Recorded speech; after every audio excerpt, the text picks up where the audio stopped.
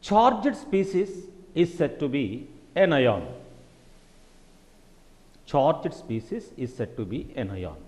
Charged species means an atom with a positive charge or a negative charge, or group of atoms with a positive charge or negative charge is said to be ion. If an ion is associated with a positive charge, such ion is said to be cation, and an ion which is associated with a negative charge is said to be anion.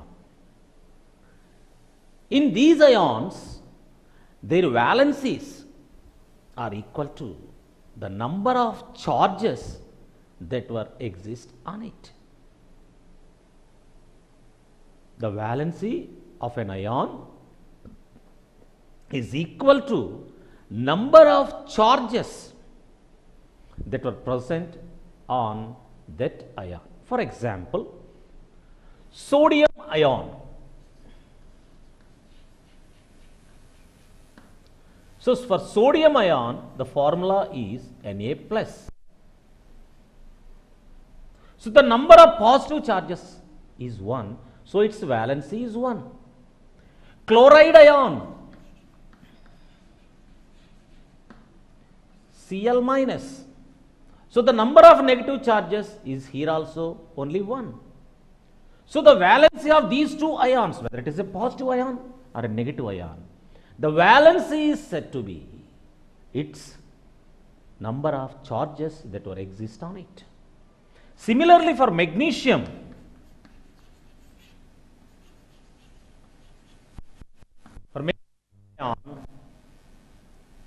Mg plus 2. For aluminium,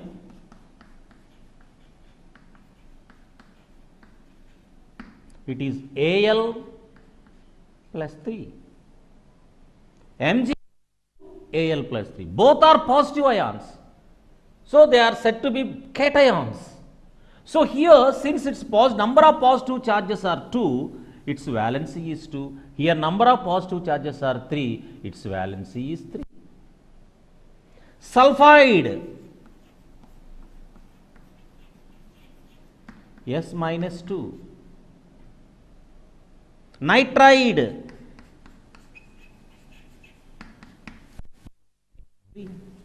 so here also these two are negative ions. Here the charge is minus 3, here the charge is minus 2. So, the valency of this ion is 3 and valency of this ion is 2. So, the number of charges that exist on an ion is said to be its valency. Basing on this, these ions can be classified into monovalent ions, divalent ions, trivalent ions, tetravalent ions, and so on. Now, I will give you some examples.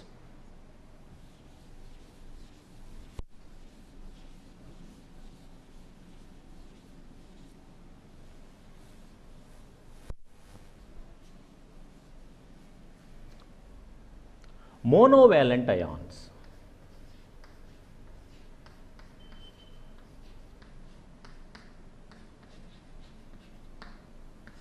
Monovalent ions means the ions which valency is 1. Mono means 1.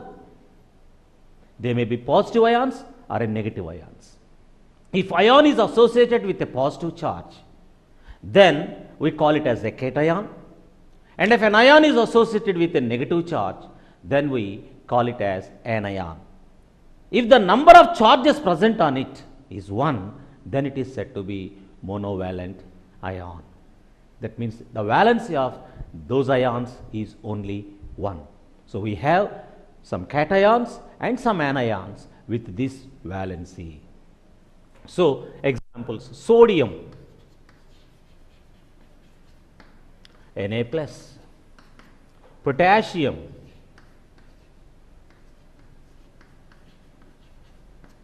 K plus, manganese, ammonium,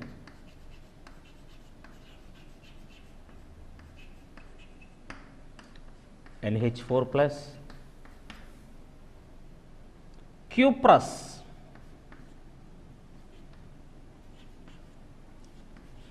Cu plus, etc.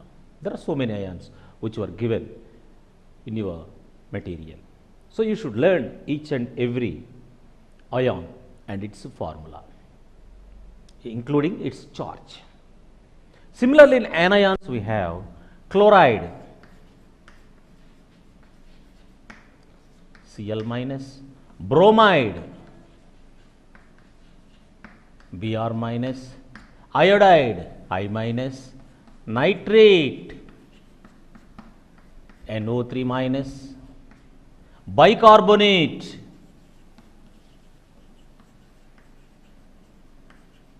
HCO3 minus, etc. We have so many ions that were in the given list to you. So you should learn all the formulas of these ions, including their charges. Including their charges, you have to learn each and every ion. If you learn it properly, within 2 or 3 days, it was easy for you, because total ions altogether in divalent and monovalent, trivalent and tetravalent, altogether nearly there are 50 to 60 ions are there. For each day, if you able to learn 15 ions, then within 4 days you can finish off it. So before you are familiar with these ions, we can practice it regularly. Now, these are the examples of monovalent ions. Now, I give you some ions of divalent.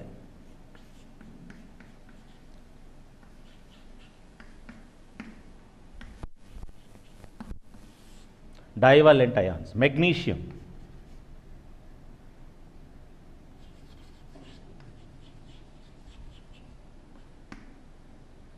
Mg plus 2, cupric, Cu plus 2, zinc, Zn plus 2, ferrous, Fe plus 2, and so on. Similarly, in anions you have carbonate, CO3 minus 2, sulfate,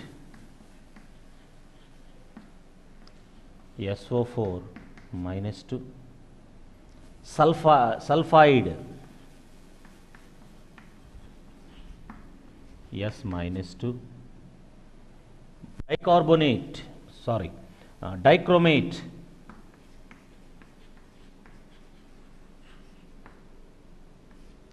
Cr2O7 minus 2, etc.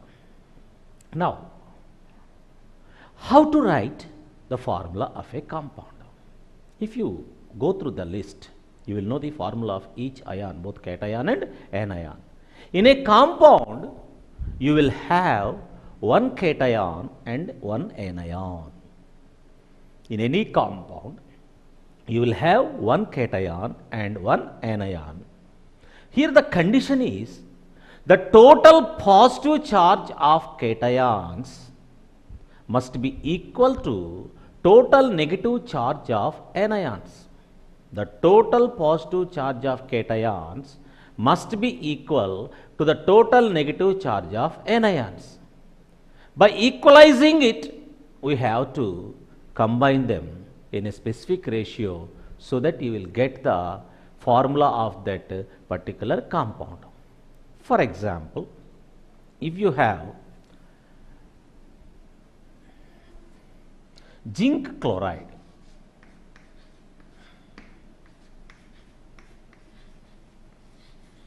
this is a compound, zinc chloride. In any compound, I already told you that first word belongs to cation and second word belongs to anion. So now you have list with you in your material, you have the list.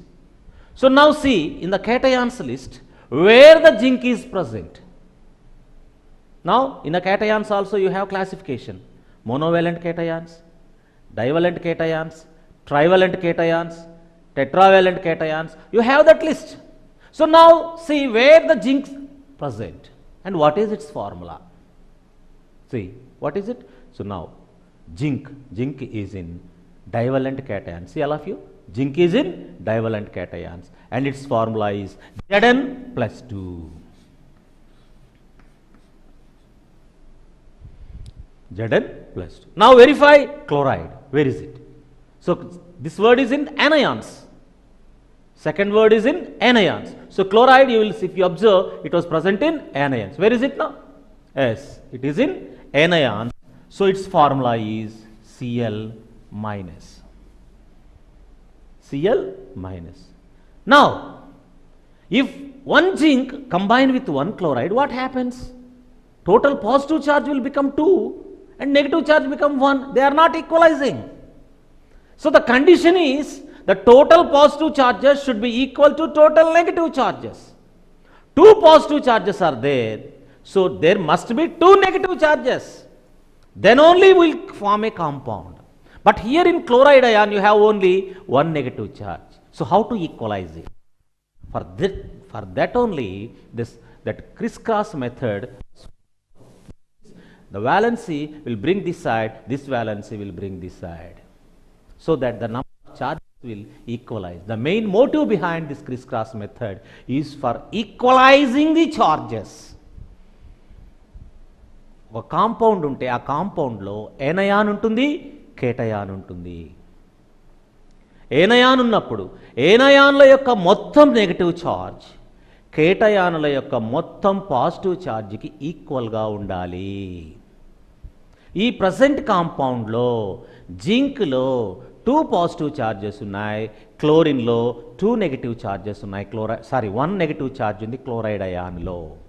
When zinc and chloride combine to form zinc chloride, one chloride atom, if attached to one zinc ion, what happens?